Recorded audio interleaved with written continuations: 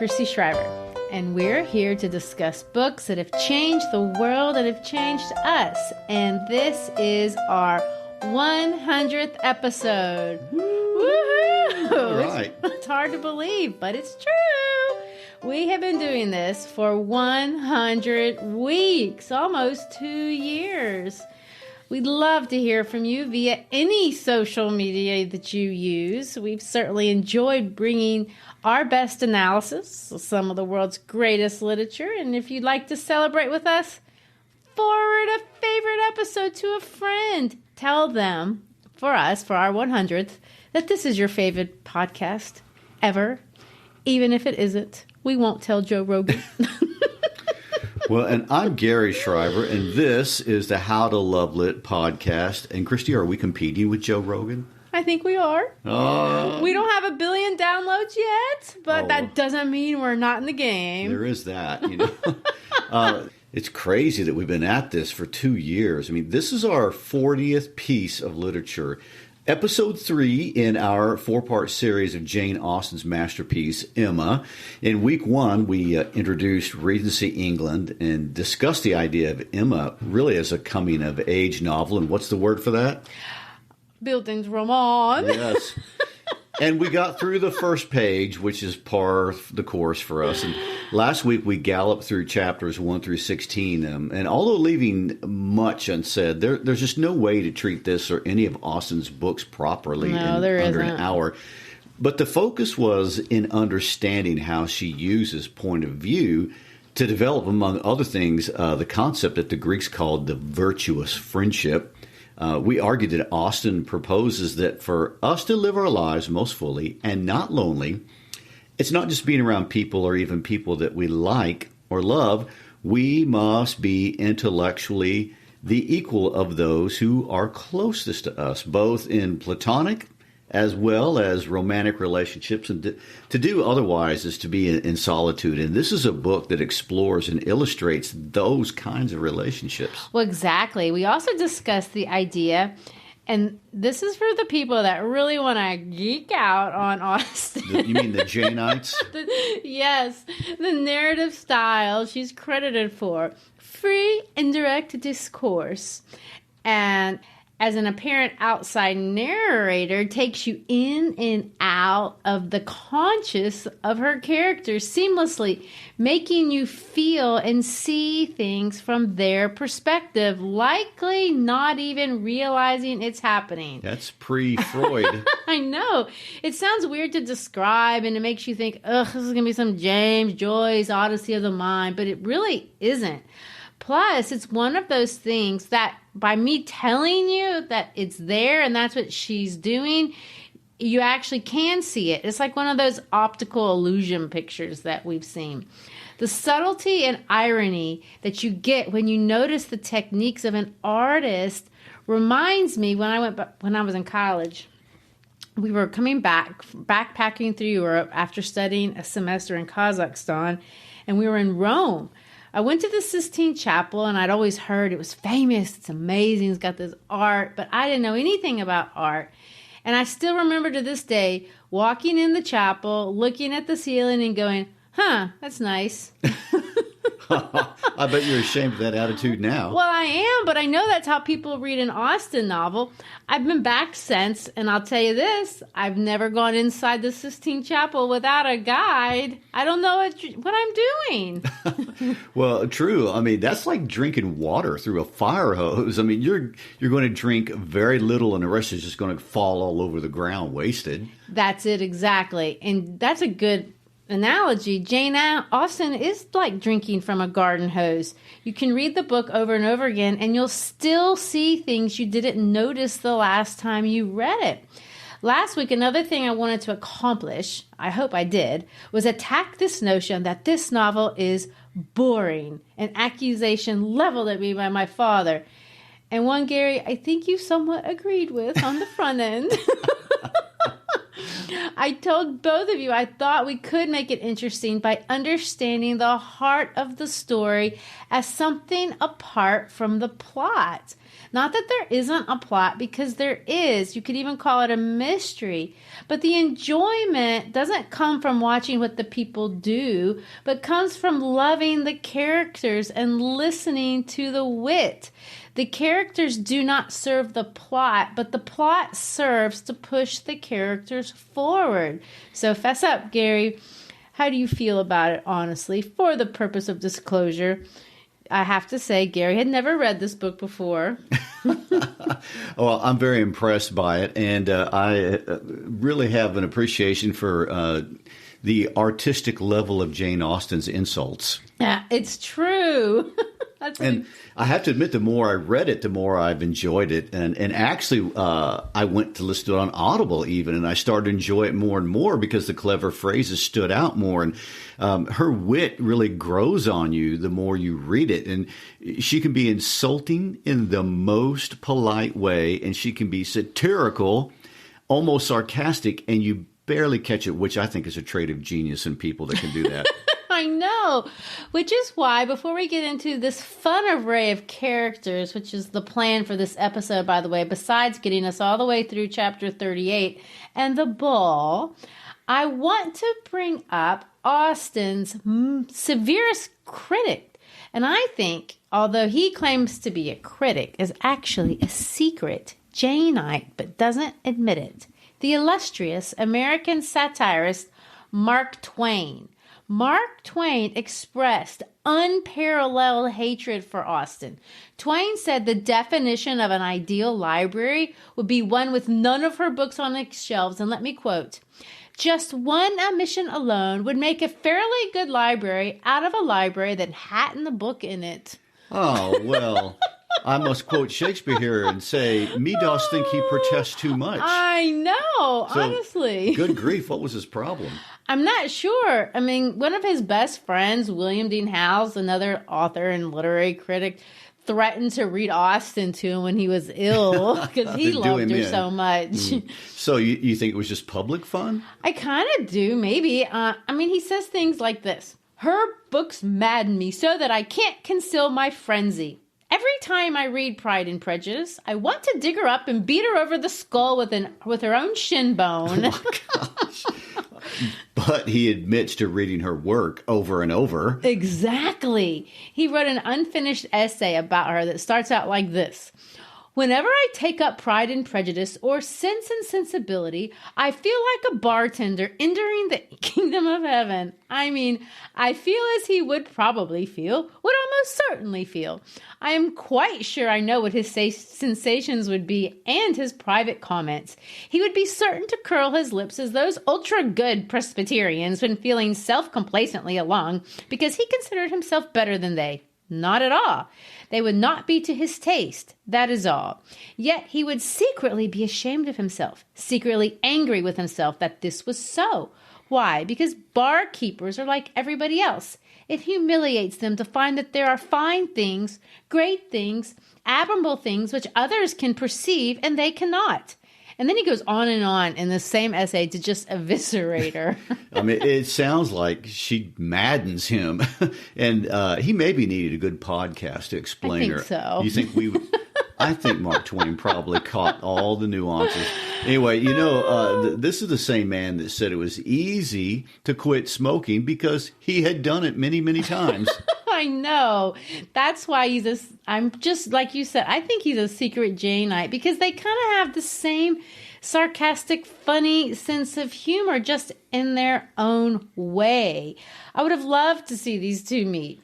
Today we will explore the character of Frank Churchill, Mrs. Elton, really the entire fictional town of Highbury, and we will see that Austen, I think, would have been one of those women who could have bested Twain at his own satire. He probably could. She probably could, excuse me. Well, sadly, that could never happen. I mean, Austen's untimely death occurred 20 years before Twain was born, which I guess if her death had not been so early, they could have met on his European tour. And Christy, we talked about getting into her life. Is it time for that now? It is now or never. Oh, my. We mentioned that she was born on December 16th, 1775, a year before the United States, the seventh child out of 8 to a minister, a wonderful minister, actually. Which I find really kind of humorous since the ministers in her books are not all that awesome. Well, I know that's true. But don't let that fool you into thinking that Austen wasn't a religious person. At the time she was writing, there were gobs of novels, lots of them religious, in fact. And lots of them were instructive, moralistic. They were supposed to be, but they came off kind of preachy. And she didn't want to fall into that vein. It wasn't the legacy that she wanted. But having said that, she was still from a religious family. Her faith was important to her. So was education. And they were extremely educated. One of her ancestors actually founded St. John's College in Oxford. So the family was well educated. They had lots of books. It's part of their culture. But Jane, being a woman, she didn't have the benefits of a really good education. If you've ever read Jane Eyre, that book, we'll do it at some point. But in that book, it talks about the kind of school that I think she went to. And apparently there are lots of these kind of schools up at this period where they would take girls for money, but they would actually basically starve them, neglect them, and abuse them. So Jane, her sister Cassandra, and they had this cousin named Jane Cooper, and they went to one of these, and it was really bad. So bad that when their family found out, Jane's mom, as in Jane Cooper's mom, went to go get them.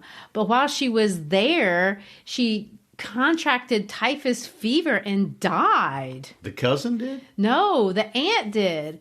Later on, Jane attended a different girls' school. This one wasn't abusive, but apparently they didn't learn anything either. It was like a play school. So she had got both ends of the spectrum on the educational thing. But fortunately for her, there was enough going on in her home. So she went the all Emily Bronte and learned from her family and by reading. Her dad alone had over 500 volumes, and apparently she read most of them. Well, don't forget to mention that her dad, even though he had 8 children, in order to supplement his income as a minister, took in boys to tutor. So there is that element, a household full of boys. And it seems James spent a lot of time throughout her childhood doing not just the sewing and embroidery that were expected, but did a lot of writing as well as performing in small theater productions for the family. I think so. The most notable piece, of course, is Juvenilia, which she started when she was 11 and wrote on throughout her teenage years. But the household was very much a whirlwind. And there's lots of fun little dirty details about all these siblings marrying off, having kids, and so forth. And it's interesting and something maybe we'll do if we ever do another Austen book. They're close. They were interactive and stuff like that. Some priests, some generals or admirals in the Navy. But what I want to highlight are her love interests. And the reason that I want to highlight those, beyond the fact that love interests are always interesting, is that Jane Austen wrote rom-coms. At least that's what we call them today. These are absolutely romantic comedies. So the natural question is, what about her love life? Where was her true love? Why didn't she get married? Well, traditionally, as we all know from the King Henrys and Queen Victoria, that marriage was kind of a dynastic institution, and you married to establish a place in society. If you liked the person, you were lucky. And Austen, it's more than obvious, was of the up-and-coming idea that two people should be about finding compatible companions, liking, maybe even loving each other, which is a contrast. Of course, and we can tell that from her novels. But women had a much more difficult time of making something like this happen for themselves because they were not allowed to demonstrate interest openly in a man. It just wasn't done. So the power of the relationship was all, of course, on one side, as Austen painfully illustrates. So the question remains, what about Jane? How did she understand love? It's clear she had some sense of it. Who did she love? Did something go wrong? Well, before I answer that, I do want to make this comment. Women are never without power, no matter what age it is. Well, I guess that's true. No matter the social structure. Yes. Well, we know almost nothing about her love life, except that she never married. I know. And publicly, Austen's personal life will forever be a secret. She was unknown. Her novels were published anonymously, and only was it revealed who wrote them after she died. But the real tragedy, not to say that dying early isn't a tragedy, but in terms for us, the real tragedy is that her sister Cassandra destroyed her sister's personal letters that had all the intimate details in them, the ones that overlapped the periods of time where she was known to be interested in a man, or anything that would have, I don't know, like a compromising perspective of this image that they wanted the world to have of her. Because after they destroyed all the letters that they wanted to, they were able to craft a narrative of a very proper lady, Jane Austen. That sounds remarkably similar to Petrarch. Well, kind of it is, but you have to remember, Petrarch crafted his own image, and Jane didn't do that. They crafted her image for her, so we really don't even know if she would have wanted it that way. But there is a bit of scuttlebutt gossip that seeped out. Would you want to know it? Oh, of course. I mean, like Emma, I want the news. The news. Is there any truth to the love interest that Anne Hathaway made famous in a movie becoming Jane, Thomas Lefroy? Yes, there might be. What we know about that relationship, though, is not much more than we get from a few snippets about him in a couple of letters, one to her sister. Let me read the quote. At length the day is come on which I am to flirt my last with Tom Lefroy, and when you receive this, it will be over. My tears flow as I write at the melancholy idea. So, what does that mean? Who knows? The time she knew him, though, we know this, corresponded to the period where she wrote Pride and Prejudice. And there are those that say Mr. Darcy and Elizabeth's relationship is loosely based on that relationship, but I don't know. We do know that after she died, he came down from Ireland to England to pay his respects to her, and he bought the rejection letter for the first version of Pride and Prejudice at an auction. So I don't know. I think that's historically important. Her rejection for one of the greatest novelists of all time. I mean, it's kind of romantic, really. Yeah. There's this one time when she did get engaged to a very wealthy family friend. He was 6 years younger than her, a Mr. Harris Big Wither. Unfortunately, this engagement, although financially profitable, lasted one day. She broke it off. Apparently, she was afflicted with the same conviction as all of her heroines. She should marry for love or not at all. I'm not sure her mother was happy with that idea, though. I think she would have expected... Go, girl! Yes. So there's no true love story at all, then? Well, there's Thomas Lefroy, which I think could have been true love. I don't know. But there's one more story that I find very intriguing and very mysterious.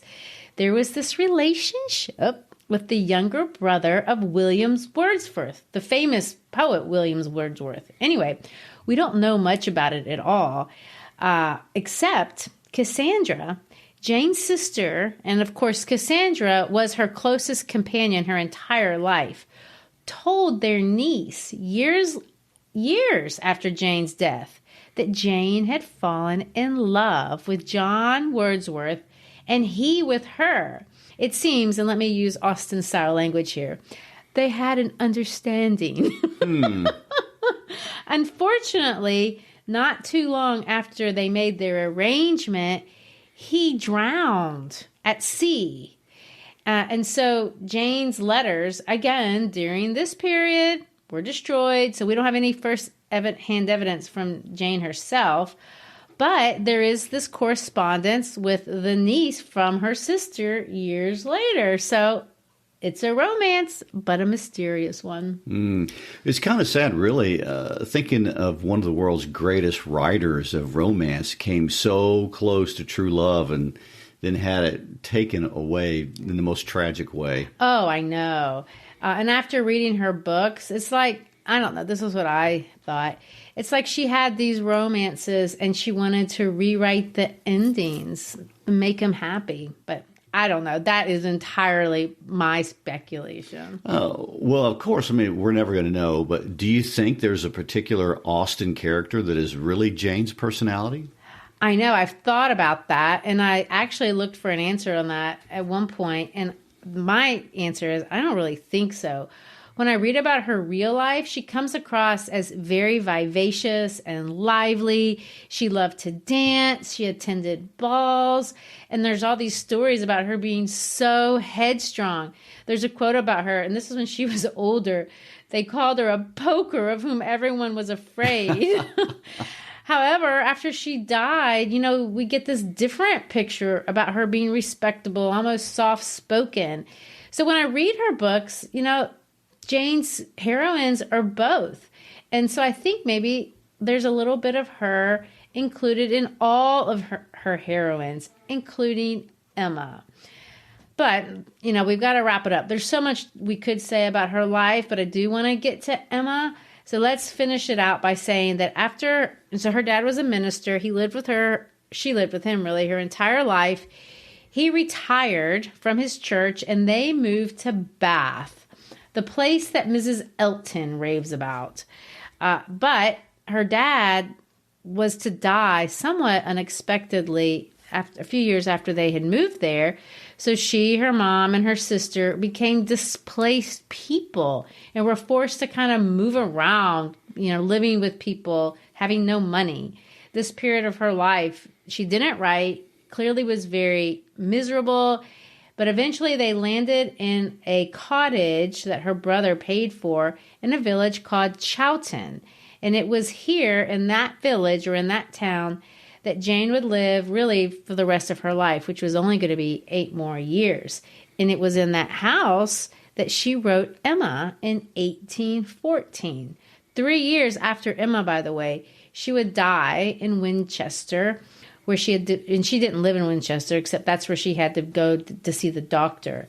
The conventional wisdom for many years was that she died of Addison's disease, which, by the way, is the same disease that JFK had. But, if you look at more recent research, that's kind of been thrown out, and it's a lot of speculation what she died of. We do know for sure that it must have been horribly painful, because when they asked her what her last wishes were to be, this is so sad. Let me quote, "I want nothing but death." Wow. So what we know of her really is her books and in the worlds that she created. I really think that's true.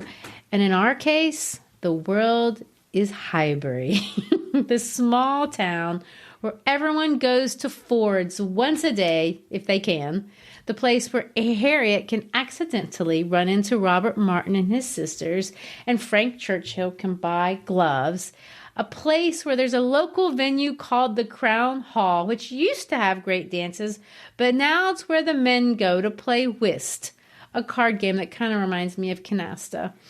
The whole town can make judgments about the new preacher's wife from the pew. It really kind of sounds to me a lot like the life I knew when I lived in Wynne, Arkansas.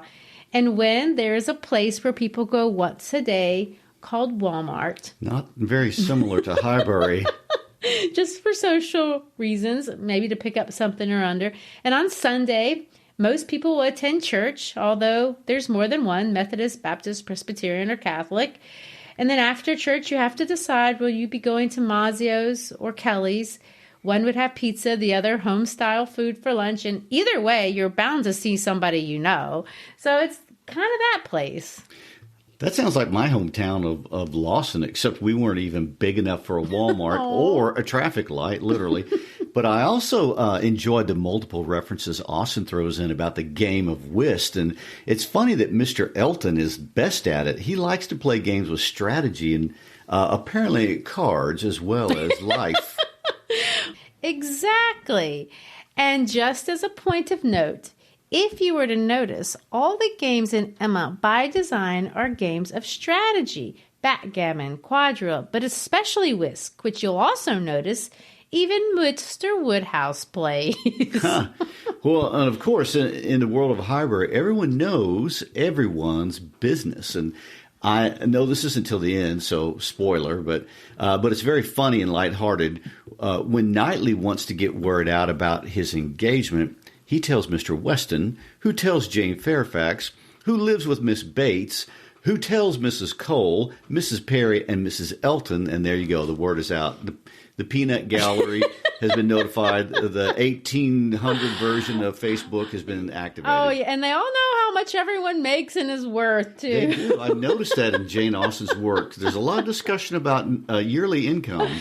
Well, everything is lighthearted, but also kind of full of mischief. And when we last left Highbury, Emma was musing over Mr. Elton daring to propose to her, and she disdained him for it.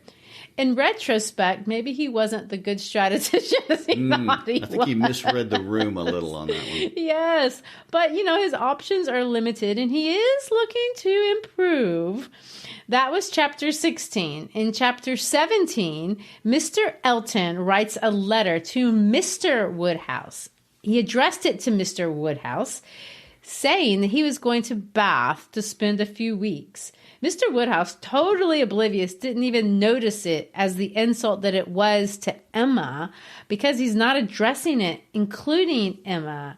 And of course, it is in Bath that Mr. Elton meets Miss Augusta Hawkins, who will become the new Mrs. Elton, a couple that is so fun to laugh at, so ridiculous, almost characters of something we are all so familiar with wherever we live in the world. Those people who pretend to be wealthier or more important than they really are. These are the worst sort of people anywhere. And so from volume 2, we transition from the love triangle, Elton, Harriet, Emma, to this new love triangle, Frank Churchill, Jane Fairfax, and Emma. And all of this lands us squarely really into a discussion of the social class system again that totally dominates everything during the Regency period. But it's so very different than how we live in America today, so it's hard to relate. And Highbury is not a fancy town, so in that regard, you can't think of all the British shows involving royals. I mean, the Woodhouses and the Knightleys were not titled, although they have been in Highbury for several generations, and they're from ancient families. So they're at the top of the social ladder. Mr. Weston is next because he's born of a respectable family for the last 2 or 3 generations.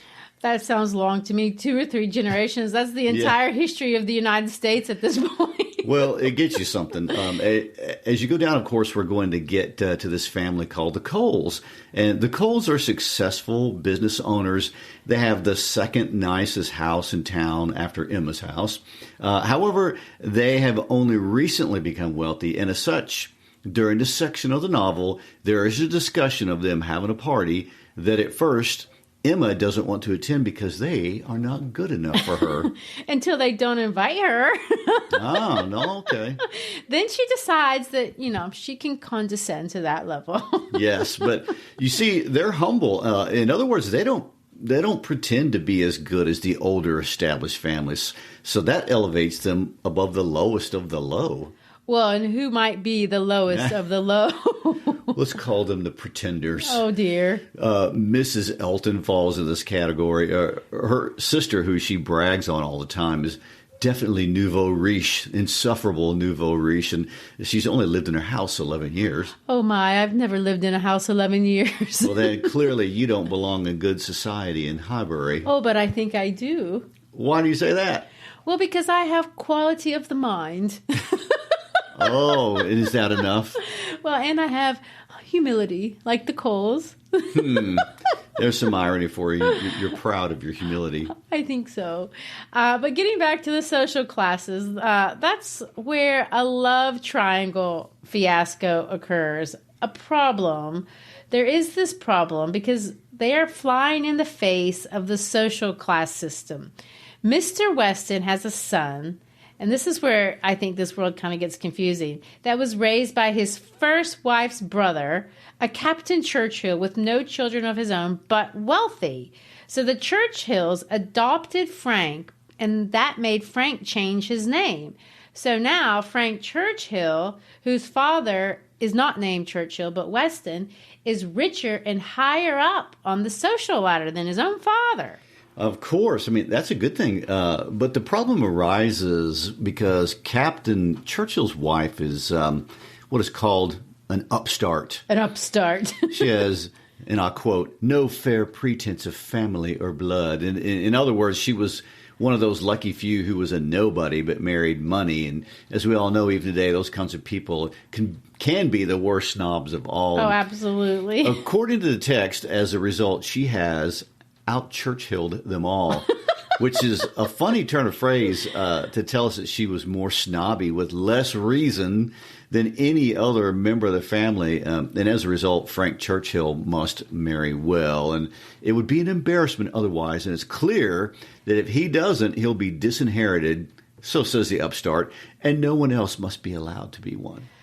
Thus the plot twist, because unbeknown to the entire town of Highbury until after the climax of the novel, Frank Churchill has fallen in love and convinced the highly respectable, beautiful, and accomplished orphan who he met in a resort town, Jane Fairfax, to be secretly engaged to him.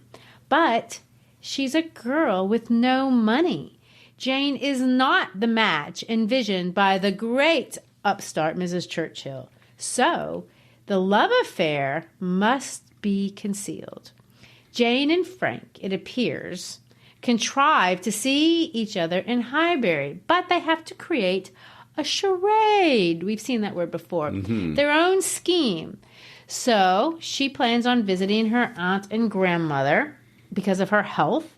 He will visit his biological father and his stepmother, who he's never met, although they don't use that term stepmother in the book. She's referred to as his mother-in-law. But in order to keep people from suspecting the engagement, Frank flirts endlessly with Emma, contriving more and more reasons to be with Emma to counteract all the time he's spending with Jane. This, of course, really hurts Jane's feelings to the point that it makes her physically ill.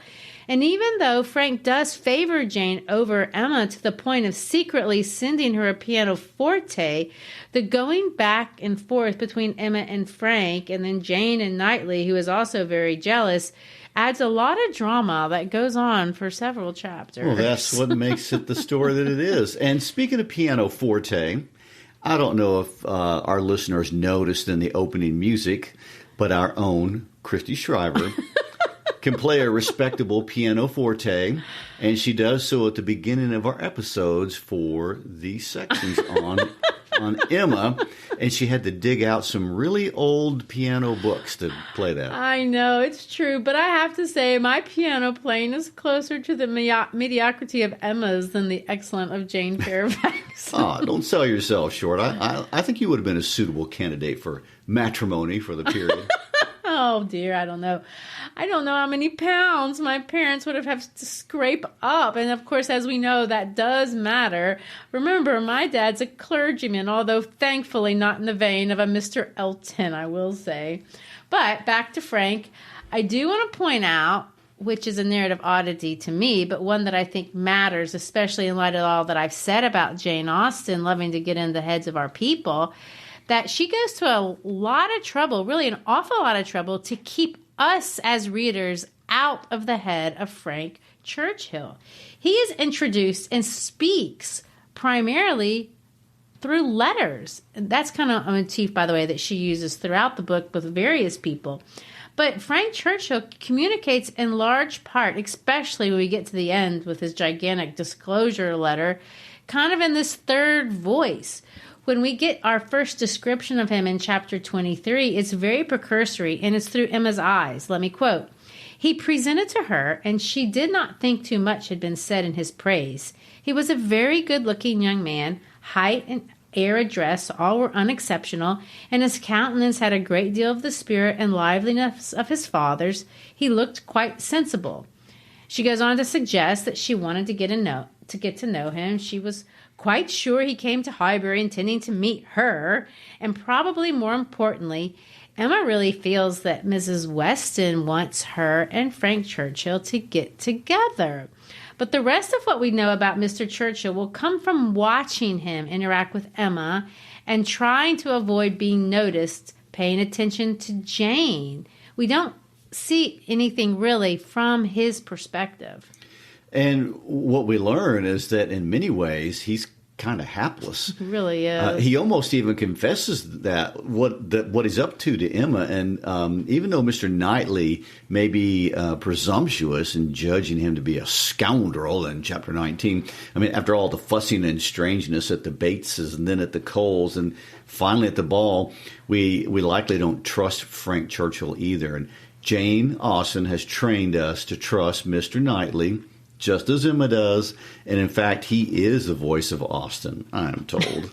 I told you that. It's true, sort of, but not totally, because Austen has also, by this point in the story, trained us to suspect all of her characters' perspectives, and even Knightley's motives must be checked. And the careful reader, by this point, may notice that Knightley seems a little too hard on Frank Churchill too soon. And although we can't disagree with the points he's making, we find Knightley to be a very humane and gracious person almost to everyone else. So it's out of character for him not to want to be gracious to this guy. Unless he has a reason. Mm-hmm. I mean, Mr. Knightley is very dutiful and gracious to the point that there's a lot said about him giving Mrs. Bates all of his apples. Okay. Literally. Well, the point Knightley makes in chapter 19 is that Frank Churchill's words don't always match up with his behavior, which is a very important thing. He's always claiming he can't visit his dad in his letters, but Knightley knows in real life that no matter what they say, men, especially rich men, do what they want.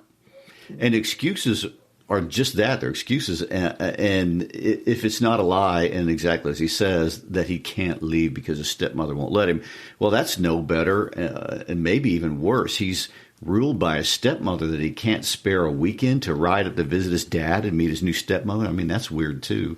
Well, to your point, Knightley says something that really stands out to me. And it stands out because, and I'll revisit this at length next week, I think it applies to Emma more than anyone else in this book. He says this: real men always are ruled by duty. This point, most readers may question, actually, but still find noble. And I'm going to argue that Emma in this book is the manliest man in the story. Anyway, that aside, just put it in your mind for now.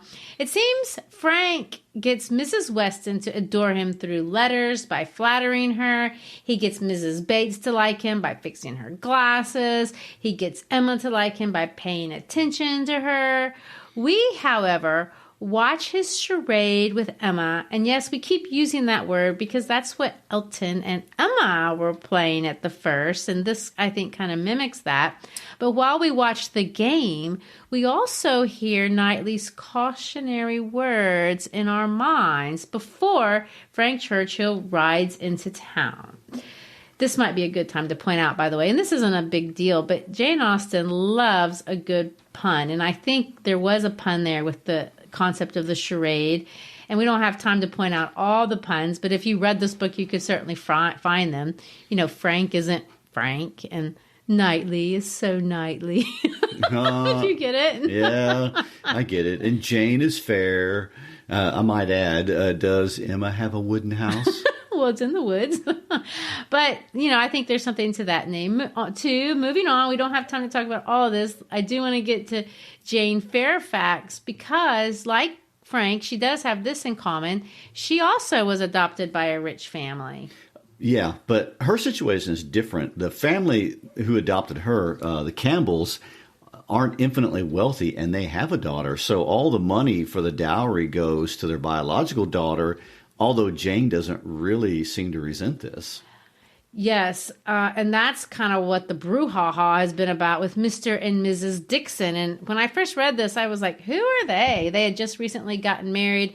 I didn't realize that that was the Campbell's daughter. In other words, the girl that Jane was raised with. But apparently, Mrs. Dixon is ugly. And so, they make a big deal about this because this back and forth between Emma and Frank seemed to suggest that Mr. Dixon probably likes Jane because she's prettier, and that's why they sent this pianoforte. Sheer gossip. Well, what else you got to do? So the incident really is mean on the part of Frank. It so is. To throw Jane under the bus like that, especially if he really does love her. And this doesn't seem in the spirit of protecting one's future wife. No, I don't think it is. It seems immature. And I guess that's really kind of how Frank comes across. He's selfish. He's insincere. Pretty much the whole way through the book, only redeeming himself by this giant letter at the end. And also, people seem to forgive him. But now that we're still in the middle of the story, his being willing to badmouth Jane suits Emma at the time because she is an incurable snob and she's jealous. In fact, she's extremely jealous of the talented and beautiful Jane Fairfax. She is jealous of that kind of sweet, sad, reserved, and basically perfect Jane. Emma's nemesis. Oh, okay. Austen is creating a parallel relationship, and it's one of those things that it's interesting to look at. And it's kind of where the comedy is going to reside.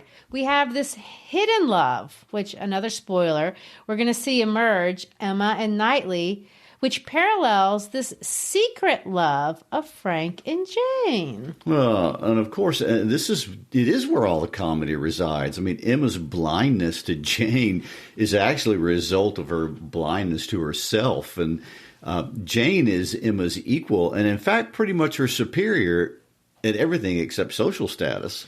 I agree. And Austen never misses an opportunity to emphasize how desirable their friendship is in the eyes of all of their friends and relatives.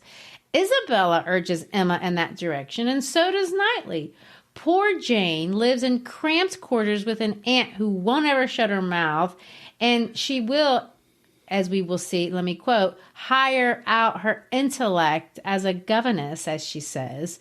Jane, as a member of the Campbell family, grew up in a healthy lifestyle. She was taught to be a woman of grace, duty, and nobility, which will serve to be a great governess because she can't exercise it for herself. But the problem with agreeing to a secret engagement with Frank Churchill is that she's compromising who she is as a person. All this secrecy and doubleness is outside of her character. She feels guilty for keeping this secret. She's ashamed of it. And as a result, she becomes a very secretive and reserved person. Ultimately, she makes herself physically ill and she's forced to break off the engagement completely. And Emma, of course, the social butterfly, is continuously irked by Jane's reserve.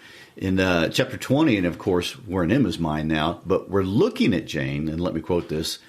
Emma was sorry to have to pay civilities to a person she did not like through these 3 long months, to be always doing more than she wished and less than she ought. I mean, that's a great line. How many times are we stuck in that kind of disagreeable place? I know. You don't want to do anything, but the little that you do, you resent, and it's not enough anyway. It's true. Here's another line. Why she did not like Jane Fairfax might be a difficult question to answer. Mr. Knightley had once told her it was because she saw in her the really accomplished young woman which she wanted to be herself. And though that accusation had been eagerly refuted at the time, there were moments of self-examination in which her conscience could not quite acquit her. She could never get acquainted with her. She did not know how it was, but there was such coldness and reserve, such apparent indifference whether she pleased or not. And then her aunt was such an eternal talker, and she was made such a fuss over by everybody, and I had always imagined that they were to be intimate because their ages were the same. Everybody had supposed they must be so fond of each other. These were her reasons. She had no better. What Emma doesn't realize herself, and really we as readers don't quite understand at this point yet, is that Emma and Jane are a lot more alike than Emma really understands. Emma is also trapped. She's strapped by duty, but her duty is to her father, for whom marriage is completely out of the question for her. Her loyalty to her father won't allow her to leave him. We'll explain why next week, but she cannot allow herself to fall in love. To do so would be to put herself in the same miserable situation that Jane actually is in. Good grief. And so she becomes a matchmaking busybody for everybody else in the community as a way really to kind of disengage her own feelings for Knightley. I think so. And this works well for her until a little plot twisting by Jane Austen pushes all this out into the open. So that's our community. All the fun secondary figures to our darling heroine provide the humor and impetus for us to watch Emma grow up. And Emma, just as for all of us, growing up is not an absolute state that comes from one single moment of insight.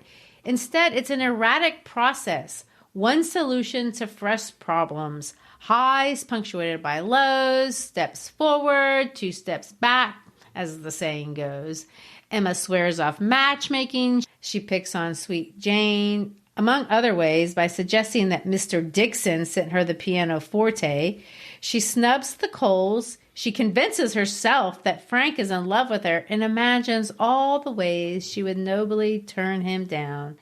And ironically, it is through the snooty Mrs. Augusta Elton and all of her ridiculous meddling, as well as that of her husband, Mr. Elton, who Augusta annoyingly constantly refers to, my lord and master. Maybe you should try that. She's always talking in Italian, too. Anyway, this is how Austen brings out the truth for Jane and Emma both. So is Augusta a pun because she thinks she's like Augustus Caesar? I really think it might be something like that. Emma says that Mrs. Elton wants to be wiser and wittier than all the world. But you will notice that it is Mr. and Mrs. Elton that do push our main characters to places of awakening. So, all this talk, it's time to join our friends at the ball in chapter 38. Gary, tell us about Regency balls, carriages, and dancing. Oh, infinitely interesting. I know it is. Well, of course, as we see in chapter 38, it starts with everyone arriving in carriages. And, of course, Mrs. Elton, who had committed to bringing Jane and the Bates, forgot them. But like today, vehicles are markers of status. And so Mrs. Elton has already made much of the fact that her sister has not one, but 2 carriages. Then we moved to all the fuss about dance partners. And the way it worked is that each dance was really a group dance, I guess early version of square dancing or line. Anyway, it could take anywhere from 10 to 20 minutes. There would be long lines of the couples with dance moves that really weren't complicated to do, but they would be complicated to remember. And it'd be something to learn ahead of time. And we've all seen the movies where the couples hold hands and go up the line of dances to the end. And everyone could see who you were dancing with. And if you danced with the same person for more than 1 or 2 dances, you're basically announcing to the world that you're interested in each other, setting all the gossips afire at the party. Well, and of course, at this time, all the drama from this ball at the beginning centers around the Eltons, of course. Mrs. Elton just assumed that this ball was being given in her honor. So although Frank had committed to dancing the first dance with Emma, when this all kind of becomes apparent, his father makes him renege and dance with Mrs. Elton to honor her in the way that she's expected to be honored.